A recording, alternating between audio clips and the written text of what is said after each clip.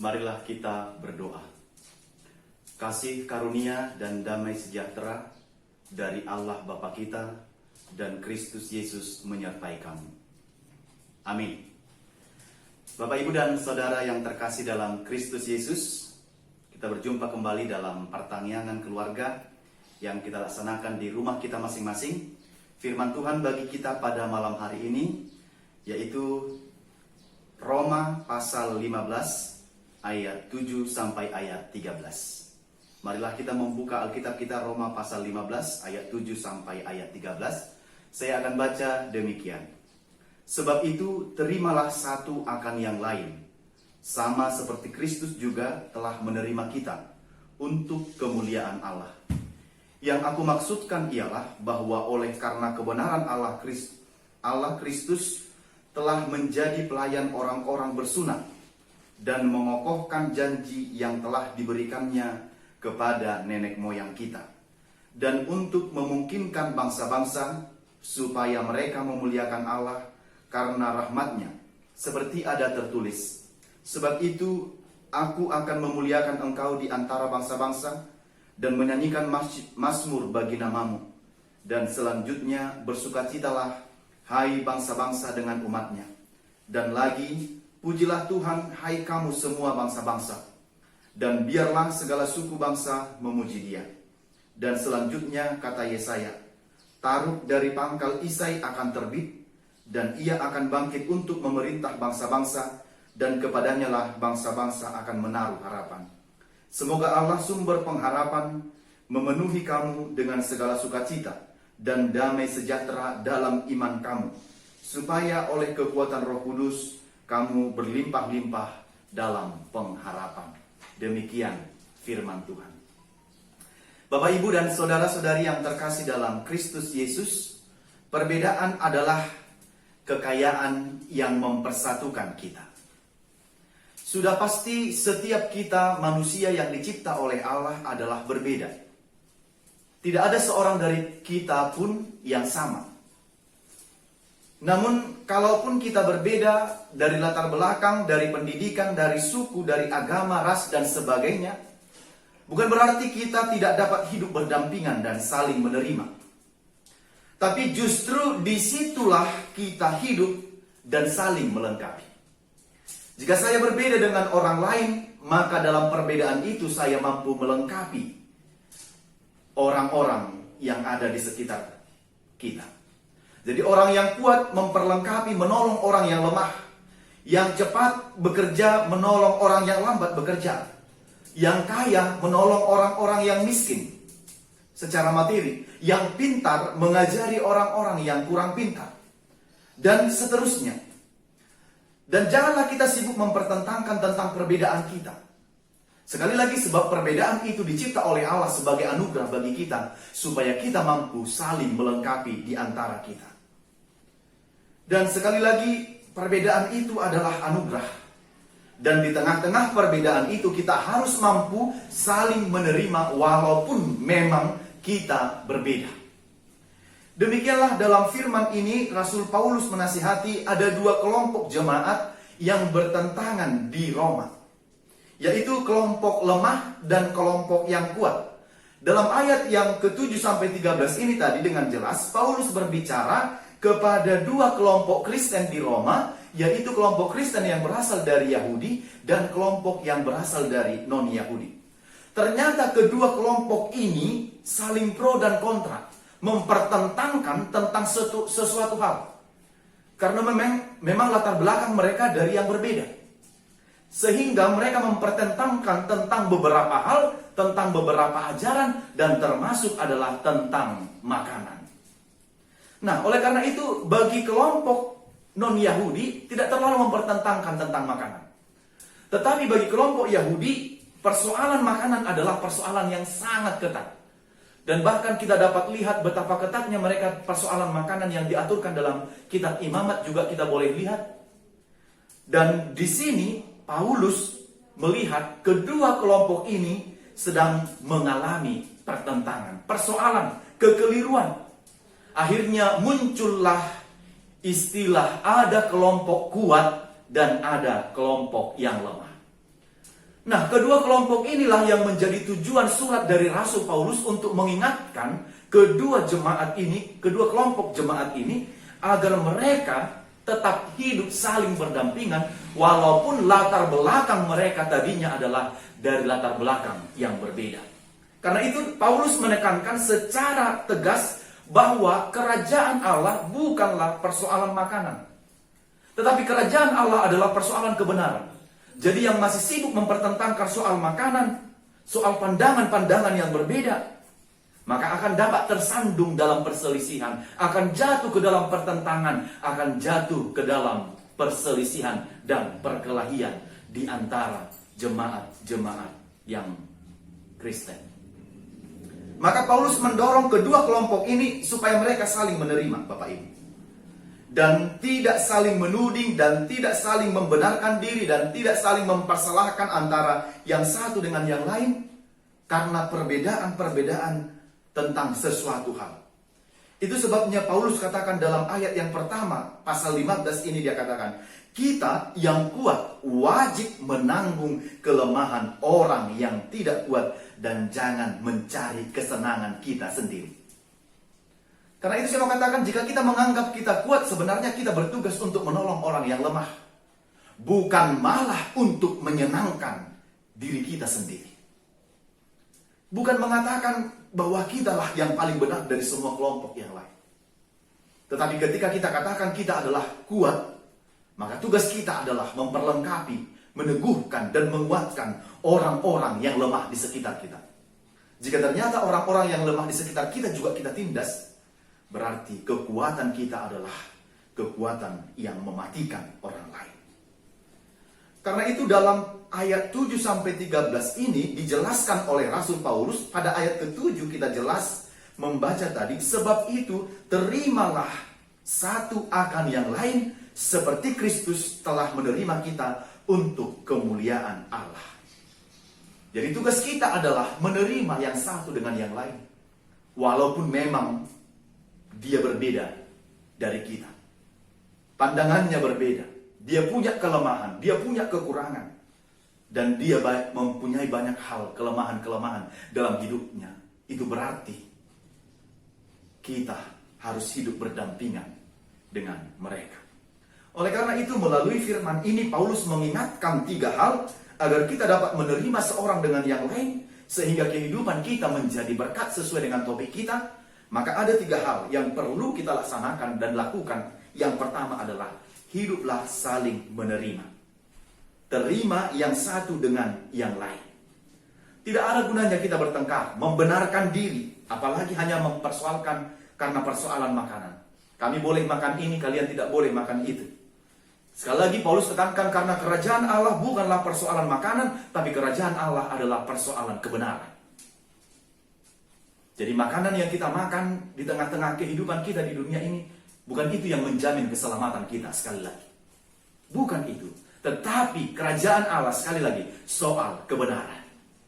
Apakah kita benar melaksanakan kehidupan kita sepanjang kita hidup di tengah-tengah dunia ini? Bukan ditanya apa yang kamu makan selama kamu di dunia. Apakah kamu makan daging ini, dan seterusnya? Tidak. Tetapi persoalan kebenaran. Kita boleh berbeda soal makanan, tetapi kita harus saling menerima yang satu dengan yang lain. Artinya jangan ciptakan jarak pemisah dan janganlah sulit untuk saling menerima. Memang masih banyak orang-orang yang di zaman sekarang ini yang sulit menerima antara yang satu dengan yang lain. Sepertinya kalau kita berbeda harus dimusuhi, begitu. Enggak. Sebenarnya ketika kita berbeda, justru disitulah letak kekayaan kita. Bukan harus dimusuhi orang yang berbeda dengan kita. Bayangkan dulu Amang Inang, Bapak Ibu, kalau kita semua ini sama. Lalu saya tidak akan bisa bedakan yang si A, inang B, dan seterusnya saya tidak akan bisa kenal. Justru kekayaan kita adalah di perbedaan kita itu. Tetapi perbedaan kita itu tidak harus mengambil jarak, tapi justru mempersatukan kita dan saling melengkapi kita antara yang satu dengan yang lain. Jadi sama sekali tidak harus memusuhi orang yang berbeda dengan kita. Tapi hormati setiap orang, hormati orang yang memakan makanan tertentu tanpa harus mempertentangkannya. Yang tidak memakan pun memang kita harus hormati. Demikianlah sikap mereka tentang sesuatu hal atau pandangan mereka tentang sesuatu makanan tertentu. Jadi kalau kita sudah hidup saling menghormati, maka akan lahirlah kehidupan yang rukun di antara kita. Orang-orang yang bertetangga juga akan rukun, yang berbeda agama juga akan rukun, yang berbeda pandangan juga akan hidup rukun, karena bisa saling menerima.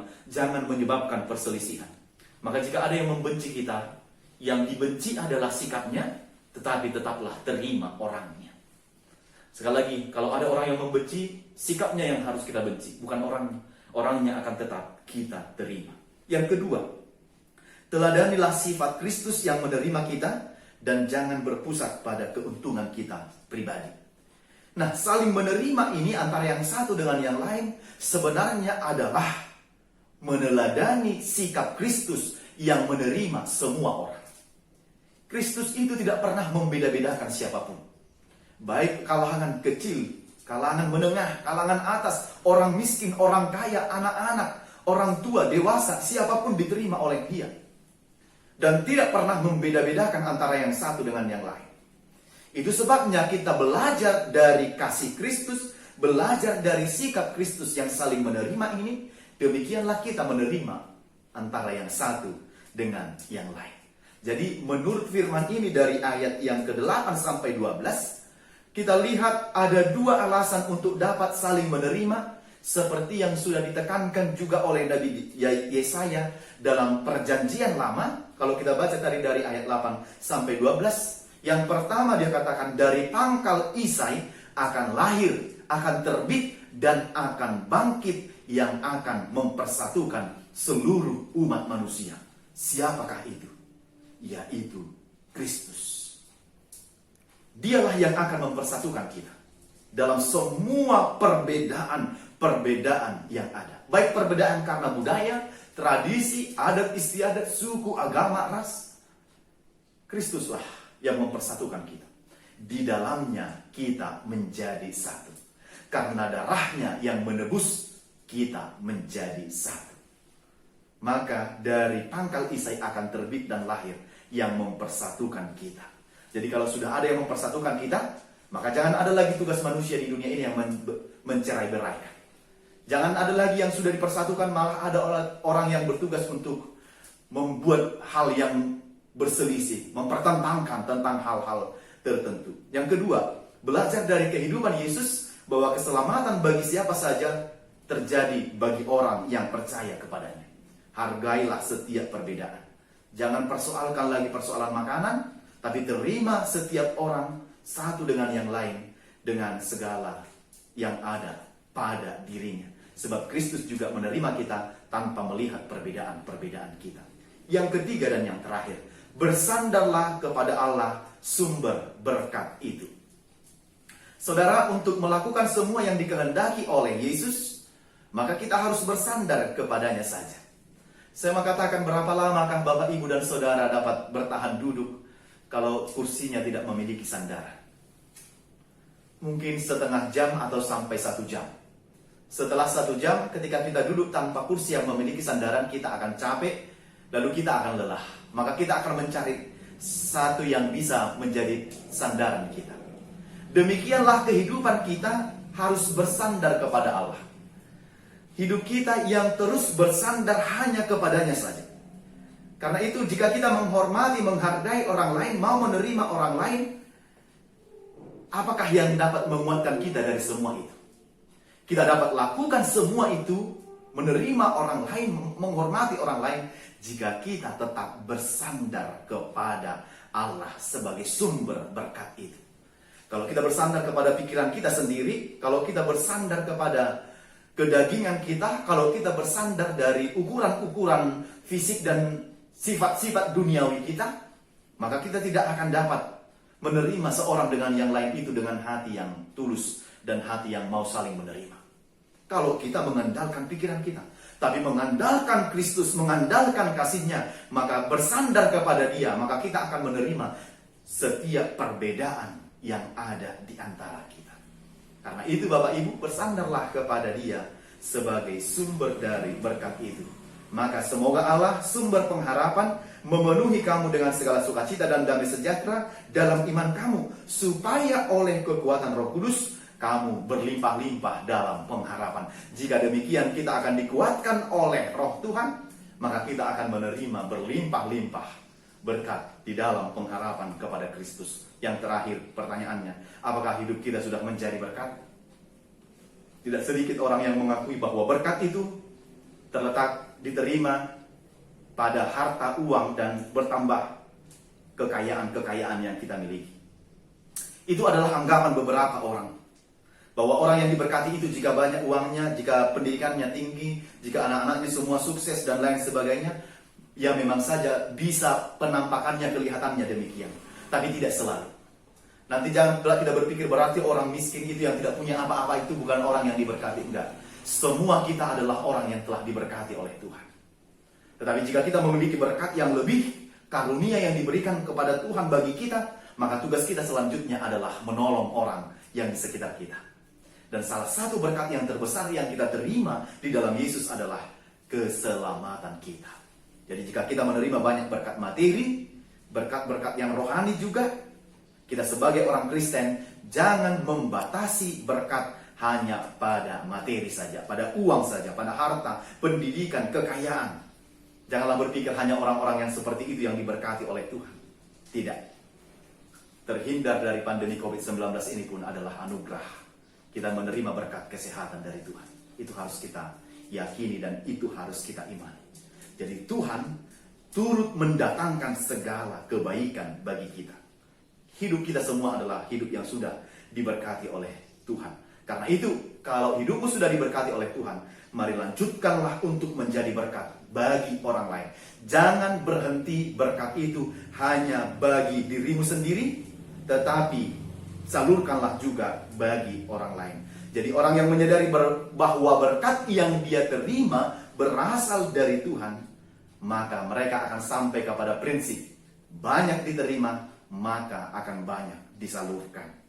Jika demikian, maka kitalah orang yang diberkati. Kalau tidak, banyak diterima tapi tidak pernah menyalurkan, itu orang yang pelit.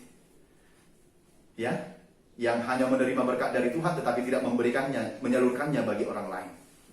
Bahwa sekali lagi, ingatlah bahwa tidak akan menjadi miskin orang yang membagi berkatnya kepada orang lain. Tuhan melihat segala perbuatan kita dan akan melimpah gandakan berkat-berkat itu kembali bagi kita di masa-masa yang akan datang. Karena itu, jadilah berkat bagi semua orang. Selamat menjadi berkat. Amin. Kita berdoa. Bapa di dalam surga, kami bersyukur dan berterima kasih menerima dan mendengarkan firman Tuhan pada malam hari ini. Mengingatkan kami bahwa di dalam perjalanan kehidupan kami berjumpa dengan orang-orang yang berbeda dengan kami. Tapi kami yakin bahwa perbedaan itu adalah kekayaan di antara kami. Sebab melaluinya kami dapat saling mengisi, kami dapat saling memperlengkapi, dan kami juga dapat saling berbagi antara yang satu dengan yang lain. Terima kasih atas segala kemurahan dan kebaikan-Mu yang Kau berikan bagi kami dalam sepanjang kehidupan kami. Dan firman-Mu juga mengajarkan kami untuk menjadi berkat bagi semua orang, bagi orang lain, dan tidak hanya pada diri kami sendiri. Tapi kami mampu membagikan berkat-berkat yang Kau berikan itu bagi orang-orang di sekitar kami. Terima kasih, kuatkan dan teguhkanlah kami untuk melakukan firman-Mu, agar kami menjadi orang-orang yang terberkati, yang hanya bersandar kepada Tuhan, dan mampu membagikan berkat-berkat itu kembali bagi orang-orang di sekitar kami. Bapa di sorga, berkatilah semua umat-Mu, jemaat-Mu, dalam ibadah mereka di rumah mereka masing-masing.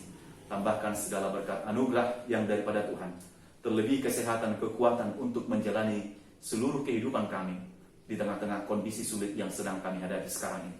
Kami yakin dan percaya anugerah dan kebaikan Tuhan menyertai kami dalam sepanjang kehidupan kami. Berkati semua jemaat-Mu dari anak-anak sampai yang orang tua dan dewasa. Lindungi dan sertai mereka melakukan segala yang berkenan di hadapan Tuhan. Berkati bangsa kami, dunia ini, di tengah-tengah kondisi juga yang belum berujung karena pandemi COVID-19, kami mohon untuk memasuki satu tatanan hidup yang baru, new normal. Tuhan berserta dengan kami, agar kami dapat menjalaninya atas pertolongan kasih-Mu saja. Terimalah doa kami dan ampuni kesalahan kami. Di dalam Yesus kami berdoa. Amin.